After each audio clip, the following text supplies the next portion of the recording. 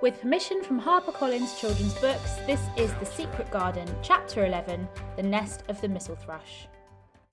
For 2 or 3 minutes he stood looking round him while Mary watched him, and then he began to walk about softly, even more lightly than Mary had the first time she found herself inside the 4 walls.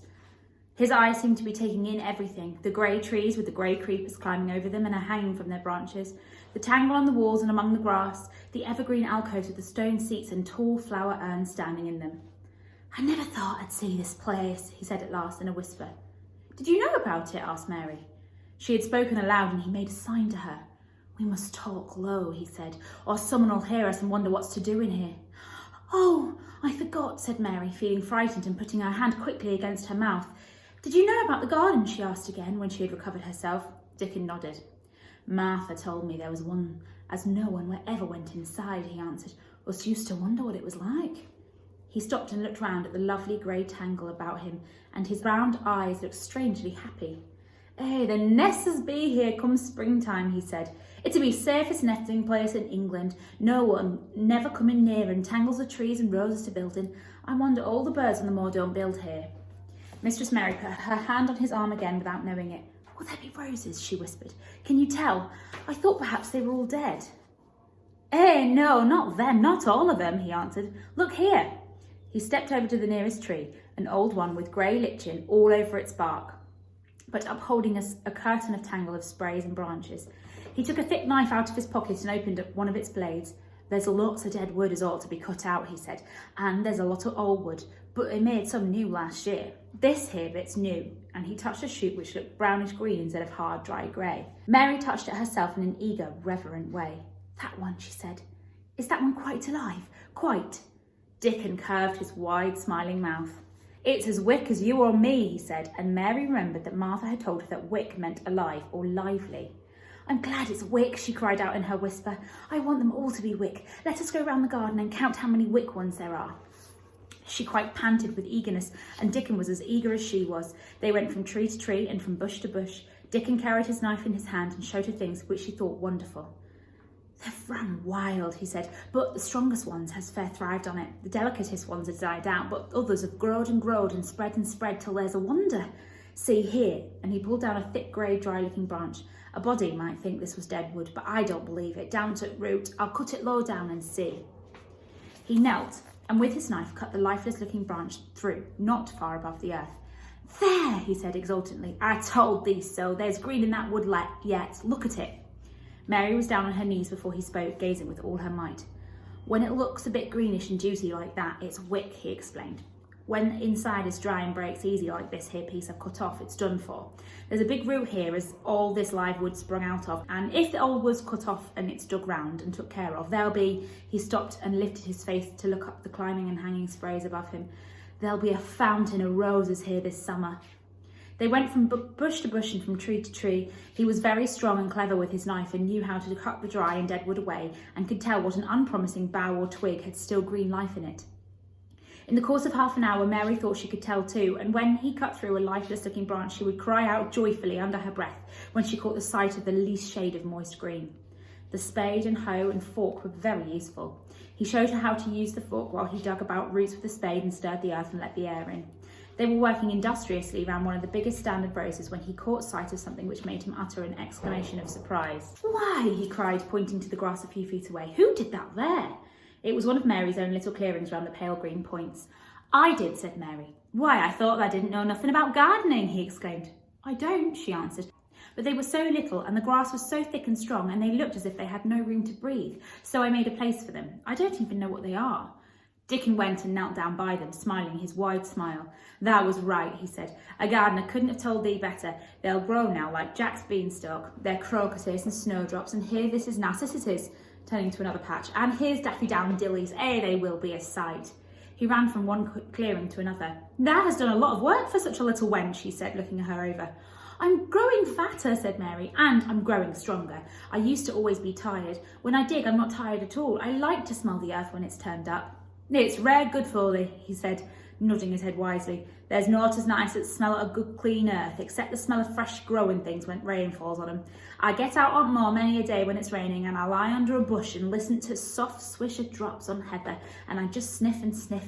My nose end fair quivers like a rabbit's mother says. Do you never catch cold? Inquired Mary, gazing at him. She had never seen such a funny boy or such a nice one.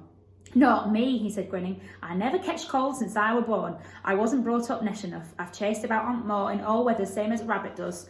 Mother says I've sniffed up too much fresh air for 12-year-old to ever get sniffing with cold. I'm as tough as a white thorn knobstick. He was working all the time and he was talking, and Mary was following him and helping him with her fork or the trowel. There's a lot of work to do here, he said once, looking up quite exultantly. Will you come and help me again and help me do it, Mary begged. I'm sure I can help too. I can dig and pull up weeds and do whatever you tell me. Oh, do come, Dickon. I'll come every day if thou wants me, rain or shine, he answered stoutly. It's the best fun I ever had in my life, shut up in here and wakening up a garden. If you will come, said Mary, if you will help me to make it alive, I don't know what I'll do, she ended helplessly. What could you do for a boy like that? I'll tell thee what thou'll do, said Dickon with his happy grin. Thou'll get fat and thou'll get as hungry as a young fox, and thou'll learn how to talk to Robin same as I do. We'll have a lot of fun. He began to walk about, looking up into the trees and the walls and the bushes with a thoughtful expression. I wouldn't want to make it look like a gardener's garden, all clipped and spick and span. Would you? He said. It's nicer like this, with things running wild and swinging and catching hold of each other. Don't let us make it tidy, said Mary anxiously. It wouldn't seem like a secret garden if it was tidy. Dickon stood rubbing his rusty red hair with a rather puzzled look. It's a secret garden, sure enough, he said, but it seems someone besides the robin must have been in it since it was shut up 10 years ago. But the door was locked and the key was buried, said Mary. No one could get in. That's true, he answered. It's a strange place. Seems to me as if they'd done a bit of pruning here and there later than 10 years ago. But how could it have been done, said Mary. He was examining a branch of standard roses and he shook his head. Aye, how could it, he murmured, with the door locked and the key buried. Mistress Mary always felt, however many years she lived, she should never forget that first morning when her garden began to grow. Of course, it did seem to begin to grow for her that morning. When Dickon began to clear places to plant seed, she remembered what Basil had sung at her and when he wanted to tease her. Are there any flowers that look like bells, she inquired. Lilies of the valley does, he answered, digging away with the trowel, and there's Canterbury bells and campanulas. Let's plant some, said Mary. There's lily of the valley here already, I saw them. They'll have grown too close and we'll have to separate them, but there's plenty. T'other ones take 2 years to bloom from seed, but I can bring you some of the plants from our cottage garden. Why does they want them? Then Mary told him about Basil and his brothers and sisters in India, and of how she hated him, and of their calling her Mistress Mary quite contrary. They used to dance round and sing at me. They sang, Mistress Mary, quite contrary, how did your garden grow? With silver bells and cockle shells and marigolds all in a row. I just remembered it, and it made me wonder if there were really flowers like silver bells. She frowned a little and gave her trowel a rather spiteful dig into the earth. I wasn't as contrary as they were. But Dickon laughed. Hey, he said as he crumbled the rich black soil she saw. He was sniffing up the scent of it. There doesn't seem to be no need for no one to be contrary when there's flowers and such like, and lots of friendly wild things running about making homes for themselves or building nests and singing and whistling, does there? Mary, kneeling behind him, holding the seeds, looked at him and stopped frowning. Dickon, she said, you are as nice as Martha said you were. I like you, and that makes the 5th person. I never thought I should like 5 people. Dickon sat up on his heels as Martha did when she was polishing the grate. He did look funny and delightful, Mary thought, with his round blue eyes and red cheeks and happy-looking turned-up nose. Only 5 folks as the likes, he said. Who is t'other 4? Your mother and Martha, Mary checked them off on her fingers, and the robin and Ben Weatherstaff. I know thou thinks I'm a strange lad, he said, but I think thou art the strangest little lass I ever saw. Then Mary did a strange thing. She leaned forward and asked him a question she had never dreamed of asking anyone before, and she tried to ask it in Yorkshire, because that was his language. Does thou like me? She said. Eh, he answered heartily. That I does. I like thee wonderful, and so does the robin, I do believe. That's 2 then, said Mary. That's 2 for me. And then they began to work harder than ever and more joyfully. Mary was startled and sorry when she heard the big clock in the courtyard strike the hour of her midday dinner.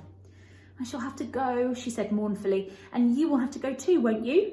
Dickon grinned. My dinner's easy to carry about with me, he said. Mother always lets me put a bit of something in my pocket. He picked up his coat from the grass and brought out of his pocket a lumpy little bundle tied up in a quite clean, coarse blue and white handkerchief. It held 2 thick pieces of bread with a slice of something laid between them. "It's often naught but bread," he said, "but I've got a fine slice of fat bacon with it today." Mary thought it looked a strange dinner, but he seemed ready to enjoy it. "Run on and get thy victuals," he said. "I'll be done with mine first. I'll get some more work done before I start back home." He sat down with his back up against a tree. "I'll call Rubbin up," he said, "and give him the rind of the bacon to peck at. They likes a bit of fat wonderful." Mary could scarcely bear to leave him. Suddenly it seemed as if he might be a sort of wood fairy who might be gone when she came into the garden again. He seemed too good to be true. She went slowly halfway to the door in the wall, and then she stopped and went back. "Whatever happens, you would never tell," she said. His poppy-coloured cheeks were distended with his first big bite of bread and bacon, but he managed to smile encouragingly. "If thou was a missel thrush and showed me where thy nest was, does thou think I'd tell anyone? Not me," he said. "Thou art as safe as a missel thrush." And she was quite sure that she was.